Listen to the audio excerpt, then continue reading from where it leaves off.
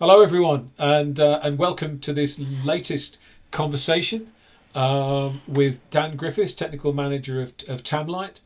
If you were with us last time on episode 4, you'll know that we were talking about TM66 and looking at the whole issue of circular economy from the manufacturer's point of view. Dan thinks it's worthwhile the effort to stay with TM66 this time round, but actually to delve a little deeper into what the manufacturer's experience is. Now, this is important because the way that TM66 is set up, and Dan will stop me if I'm wrong here, is that there are two routes to a TM66 score which might or might not satisfy the specifier. One is the sort of the lightweight thing, which is basically a designer can look at a product and can come to some kind of conclusion based on information available, but it doesn't go very deep, because how deep can a designer or a specifier or an engineer go? The one that I think we really care about is the one that Danny's going to be talking about, which is where the manufacturer, because the manufacturer is the fount of all knowledge on this one, knows where it's come from, knows where it's been, might even know where it's going. So, Dan, I think this is probably going to turn into a little bit of a lecture, because I don't know that I'm going to have much to say on this unless I go, "Oi, what do you when you say that? What do you mean?" So, is that okay? We can sort of crack on and say, Dan Griffiths, tell us all about TM66 again. Again, no problem. That works for me. Hello everyone again. So I think there's two versions of TM66, particularly as you mentioned there, John. So there's the CAF and CM. Obviously, the one that we focus on is the CM, which is the most important bit for a manufacturer, where we can kind of put all our data in. The other one is more, as you mentioned, for a designer, just to kind of see. So that's what when we talked about it on the last episode, that's the one that we've been progressing with. The one we're standing by. We're part of the LIA. We were part of the beta scheme from LIA, and we're currently going through 41 products being tested. I still remember it off the top of my head. To kind of go through the CAM system a little bit more, and some of the things that are really involved in it, and some of the changes really that are having manufacturers think about things in a slightly different way, particularly. From time gone by, there's been many other things that have tried to focus on replaceability, I would say, in industry. Zaga, probably one of the most successful ones, really, on a lot of fronts, where, having stuff where it's all in the same form factor, so it can be replaceable. I think if we're all honest in the industry, we got LED, and all of a sudden realised we can make any shape, size, board, whatever we want, and everyone got super Yep. excited. Forgetting that when we had lamps, everything was a little bit easier to replace for the end user, and as an industry we kind of got away from that, whereas we got excited at making things look much prettier. So that's like a big change for us, I think.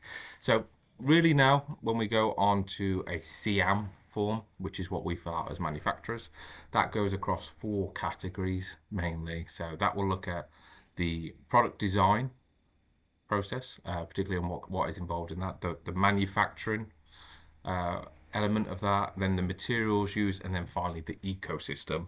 So that's added a lot of additional levels, particularly into product design and also manufacturing, of kind of reviewing your scores a little bit more and looking at how you're, making a product is more than just putting Zaga boards in now. Which 5 years ago, if you were doing that, you were circular, let's be honest. So there's lots of elements in this now which will kind of cover that. And I can go through all of them in a little bit of detail for people, given the, otherwise this could be like an hour and a half of me going through my That's what my concerns us. CMs. Yeah. So with the product design element, that's really looking at the luminaire. Where's that luminaire suited for? That's kind of the start of it, really. There's certain products that are never going to have a good TM66 score, and that is fine on certain products.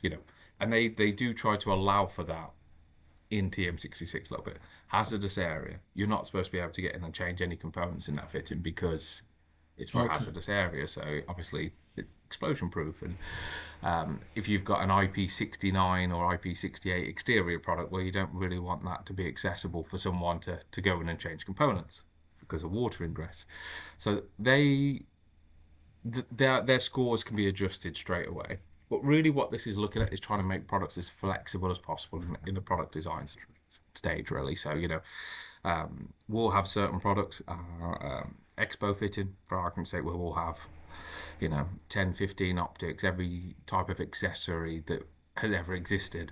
That will score higher because you can do a lot more with a product. You're not just putting it into one box, if you like. So that is kind of like the first area of product design that will be reviewed, just to make sure that that's correct and right, really. And then from that, then we start looking at a little bit more of how easy it is to upgrade the products. And I think some of these things are very simple, but things particularly in the industry that we probably didn't consider enough. Like a great one is, are your drivers on plug and socket terminals, or are they wired to terminal blocks? And you go, well, everyone goes, well, terminal blocks, obviously. And everyone goes, well, that's not easy maintenance. And you go, oh yeah, I never thought about that before, actually. Yeah, I could easily just put that onto a plug and socket arrangement, keep it safe so that it could be easily removed.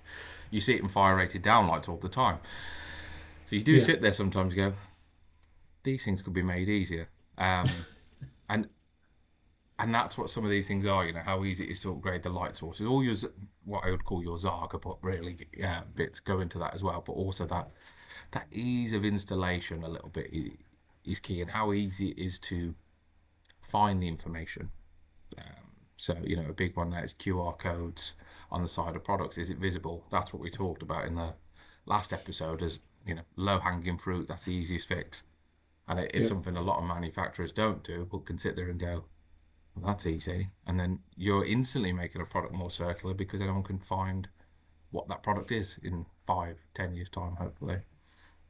So that's a big thing with the product design element of a CM that we focus on. So it's really going through the replaceability, how user-friendly is the quality of it somewhat, so the body life, making sure we're using the right materials that are going to last, 20 plus years, hopefully. And, I think for a lot in the industry that have been around that long, we see our own fittings from 25, 30 years ago coming back in for remanufacture. So people should be looking at, driver lifetime.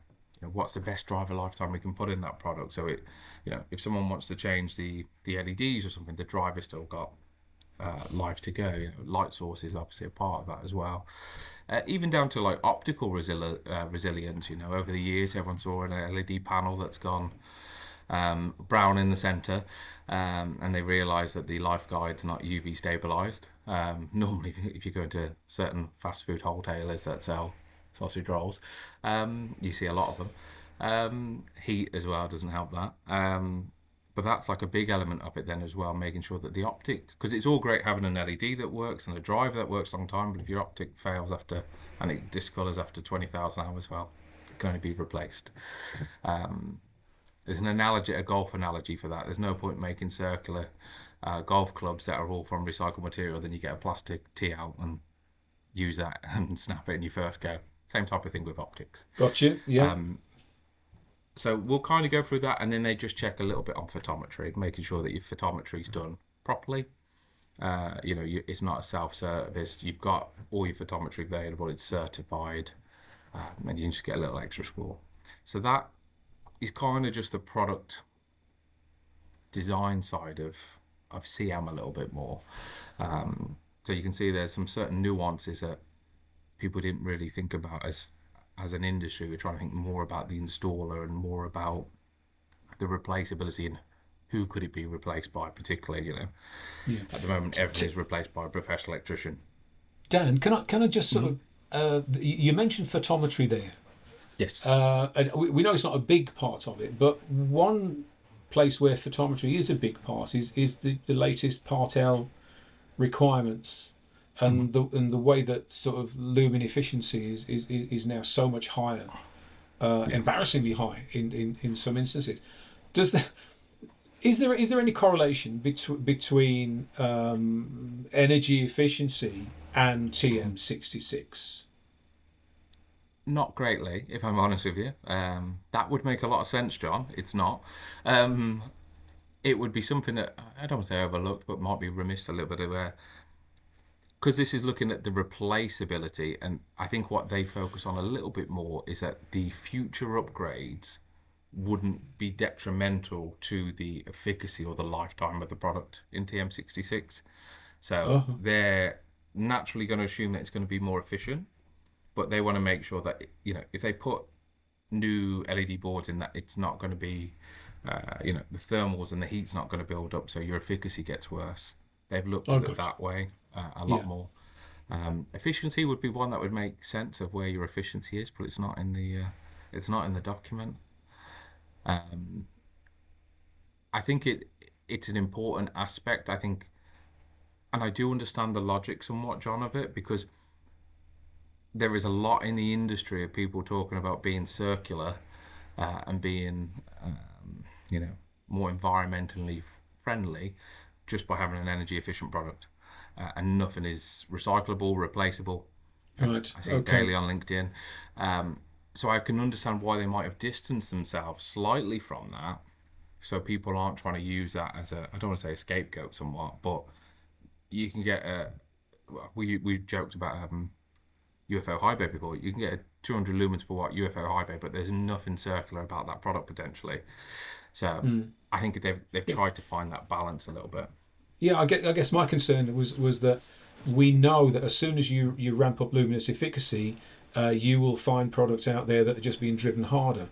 They're Yes, driven harder, and so the equipment, the components fail quicker, and that true. is right into TM66. Yeah, So you and I think you think think what. that almost just a limiting factor on how efficient Mhm. we want you to be, because otherwise there might be a knock on that is working against us. It's a great point, Sorry, John, I, because you I, do hey, have. I don't knock you off your spiel here, because otherwise we can talk about this all day. But it just Yeah. So what I would anyway. close with, I think that's a great point, and I think that's where as the document develops, and there's future amendments to it, that might be something looked up because they do publish a driver lifetime, and I do supply driver lifetime data, but I don't actually have to provide thermal data to show that that lifetime is what I would achieve. Okay. Um, so you are spot on that point, really. That kind of should be there. Um, so then on CM, the other one, obviously manufacturing. That's a big part of it as well. So that's really looking at the supply chain a little bit. How much of this is made in house, how much is made out of house. What's the geographical distance between the supply chain and the final assembled product. Is it all made in the Far East, for argument's sake? That's where it's made. That's the final assembly, or that's where it goes. And then also from a remanufacturing point of view, if you haven't got a facility to remanufacture a product, then okay, where does that come from? And that's just done on a point scoring system on miles. So they kind of go through that a little bit on the manufacturing side, and then they kind of go more into particularly like the sourcing element and the manufacturing element so you'll have the manufacturing side, and this is a bit that sometimes is difficult, and where we can, you'll have little bits of like where can you add in 3D printing. And we've been lucky where we can add in scores for that on some of our road lanterns where we make 3D printed light blockers, which is a lot more efficient than the big horrible metal ones, and it doesn't look as ugly. But the challenge is sometimes they talk about subtractive manufacturing. What products have you removed since 2020? And it might only be 2 years old. So the answer is always nothing. So you don't get scores for that, obviously, which, again, if we're talking about trying to be circular, I suppose in an ideal world, you wouldn't be making new products. You'd just be remanufacturing and redeveloping the current products you got, but life's not perfect. People always want new stuff too. And then it will just go into a little bit of, is the company looking at corporate social responsibility? What are they doing on that? Have they had an audit? What do the employees get a little bit? Where do you make the product? So the manufacturing will focus a little bit on those elements. It's not a really in-depth topic. If you compare that to a TM65, obviously there's a lot more detail that go into that. And then really when you come down to the materials, that's then looking at the proportion of your materials that are recycled, recyclable, what's not from virgin material particularly, and then a little bit on biodegradable materials, which we touched on last time, which is definitely my bugbear. Because in lighting, really, you can sit there and go, well, I don't plan on using cotton or wool in any light fitting. So it doesn't really help us as an industry greatly. Obviously, there's certain things we could look at where it suits, but not massive. And then, just where we can use innovative materials and packaging, which is an important one. How much of your packaging is recyclable, how much improvements have you made on your packaging. Sure. Just your basics. There's no great talking about a product and you put it in a plastic bag and off you go. So that's the other element to it. And then the final part of it is the ecosystem. So that's really then looking at how you manage that. So that's like how you will recycle. And there's some great points in this, John. I'll be honest, personally, as a business, as a company, that we might not have thought about. Reusable packaging. Do you retrieve your packaging? And you go, all right, we retrieve pallets on big projects. You go, I've never retrieved packaging. Okay, well, that's something new to think about. Is that something we should start considering? And then it will just look at like how you can refurbish products. Do you have people who can refurbish it? Is there, an upgrade team that can assist with that? How do you plan to recover your fittings? And how do you plan to dispose of them ethically if you have to dispose of them? And then what your warranty length is. I don't know what that needs to have a little bit more in it, I think, but. I'm only talking from a point of view. We have a 7-year warranty, and my options are 5 or 10. So I'm like, well, I'm not quite 10, but I'm more than 5. I want more points. Give me a half point. So we'll have that into there, and it talks about, which is a good point, transferable warranties as well. So which most sites should have. If you've dealt through a contractor, who holds the warranty? Is it the contractor or the end user on site? Which is all important things that people probably take for granted a lot of the time. Probably don't have that discussion daily. For most of us, if you've done, big box retail and you've done that through a contractor, well, big box retail can contact you, or if you've done an office or whatever you've got, normally that warranty is transferable. It's different if they move site and they've took it all with them, then that might be a conversation point, but that is one of the other elements that they kind of will run through a little bit to discuss then as well. It sounds that like kind of then encompasses it. Yeah, okay. I mean, that sounds like the ecosystem side of it sounds like it's almost sort of yellow brick road territory. That we are where we are, but it would be really nice to be a little bit further down the road, and things that we haven't even thought about. As you say, the reclaimable, reusable packaging. It's great in concept, and it'd be wonderful to find out how in practice we make that work.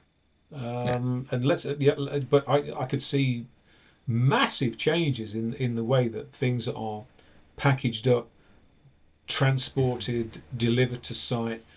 It's almost as if everything goes in a container, and the container is the packaging, and then you pick up your container and bring it back afterwards. And I don't think anybody's thinking too much about that. But I think it's something completely different for the industry, where you sit there and go, oh, yeah, we could, And I think doing these things, outside the industry, it makes you look at everything. I said I joke about it with golf. I actually thought I was playing golf yesterday. I thought about it with plastic tees. I have plastic tees, and I'm like, single-use plastic. That's probably not that great, actually. Could they not make them out of silicone, or something else? Where and it just changes people's mindset. And it is bringing up opportunities and thought processes that people have never had before, like packaging. Packaging was, 5 years ago, everything was colour cartons. It had to be colour cartons. No one wanted plain boxes. If you had plain boxes, who are you? Now everyone, it's cheap if you have plain boxes. So now everyone is kind of back to, well, why couldn't I reuse the boxes?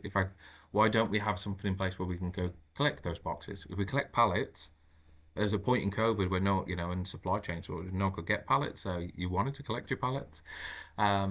but that shouldn't be the catalyst to change. It should be the catalyst to change. You're using the same things to make sure they're used right. Yeah. Um, And and that also is everybody it's about. understanding the process, understanding the philosophy. Yeah. There was a guy who I knew who was doing early sort of remanufacturing, but he was sort of changing from T8s and T12s to T5s. He didn't really like LEDs very much, but when he delivered his the fittings back to site, everybody said, "What are you doing?" He said, "I'm taking the fittings out of the box." Yeah, but we've bought these things. Yeah, well, you've only bought the fitting. You haven't bought the box. So I'm going to take the boxes away. And he just leave the fittings lying all over the floor. Yeah, fantastic idea. Not quite worked out as well as it should have done, maybe, but that's because he was the only one even thinking about it at the time. Yeah, yeah, it makes sense. I mean, we've had deliveries before where we've not boxed them. Normally, that was because it was quicker for a contractor, not because it was circular, you know. Yeah, So contractors have been right on this; they just haven't realised for the right reason sometimes. Um, but you do sit there and you go, oh yeah, well that makes sense actually. We could do more with that, and I think a lot of that form, and it might be something we touch on in a future topic of product design for circular economy a little bit more.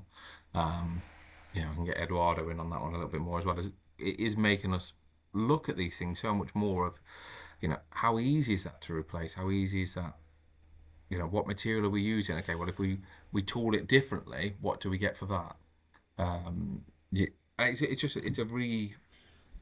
a reintroduction to older technologies which were more sustainable yeah. sometimes, I just fin- and really looking at let's manufacturing. finish off on this one then, because we've done our time again.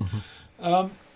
When we look at TM66 and we look at the process, and there's a lot of if you like, good thinking around TM66 as why we should be Mhm. doing these things, and we've got a planet to look after. But in practice, in hard-nosed commercial practice, is TM66 Yeah. a way of doing things better, and I mean better commercially, than we have been in the past? Because one of the arguments against all of this stuff is that it's always going to put the prices up. And I wonder if that's the Mhm. case. Uh, yes, it will slightly. Well, on UK manufacturer stuff, probably not massively. On if it's imported products from the Far East, yes, but it's how it should be anyway. It's how it used to be. A bit like other industries, having to look at that.